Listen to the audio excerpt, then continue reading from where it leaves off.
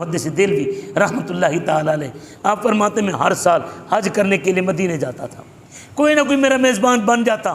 فرماتے ہیں کہ ایک دفعہ میں گیا تو 3 دن گزر گئے، مجھے کسی نے پوچھا ہی نہیں۔ میں جعلی مبارک کے سامنے گیا اور جا کر میں لیٹ گیا اور میں نے آقا کی بارگاہ میں عرض کی، آقا کوئی ناراضگی ہے؟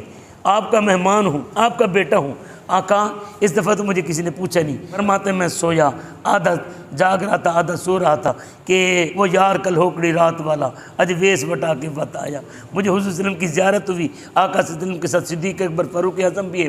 میرے آقا نے صدیق اکبر کو کہا، ابو بکر دیکھ نہیں رہے میرا بیٹا عبدالحق بھوکا ہے، اسے روٹی دو نا۔ صدیق اکبر نے حضرت شاہ عبدالحق محدث دہلوی کو روٹی تھمائی۔ فرماتے میں نے روٹی پکڑی، میں نے ادھر روٹی پکڑی، ادھر کسی نے آواز دی، عبدالحق کون ہے بھائی؟ فرماتے میری آنکھ کھلی، میں اٹھا، ایک بندہ کہتا ہے بھائی عبدالحق کون ہے؟ میں نے کہا میں عبدالحق ہوں، روٹی میرے ہاتھ میں ہے۔ فرماتے یار آ جاؤ میرے ساتھ، میں آپ کا میزبان ہوں۔ مجھے لے کر اپنے گھر کی طرف جانے لگے تو مجھے پتہ چلا یہ سید ہے۔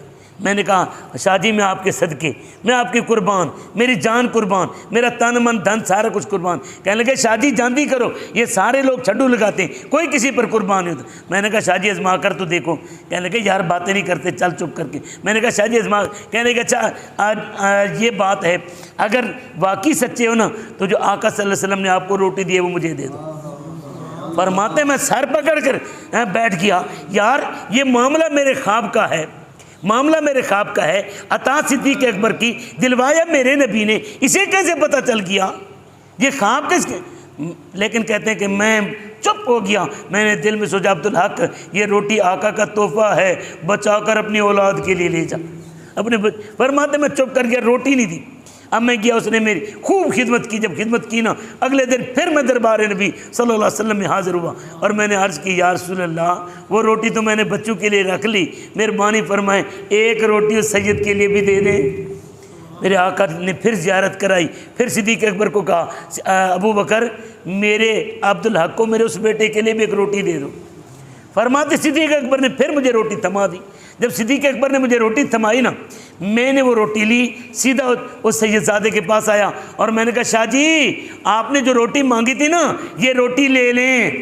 وہ کہنے لگے عبدالحق بس کر، جو روٹی میں نے مانگی تھی یہ وہ روٹی تھی جو آقا نے تجھے دی تھی، اب جو تو لے کر آیا ہے یہ تو میرے آقا نے میرے لیے دی ہے۔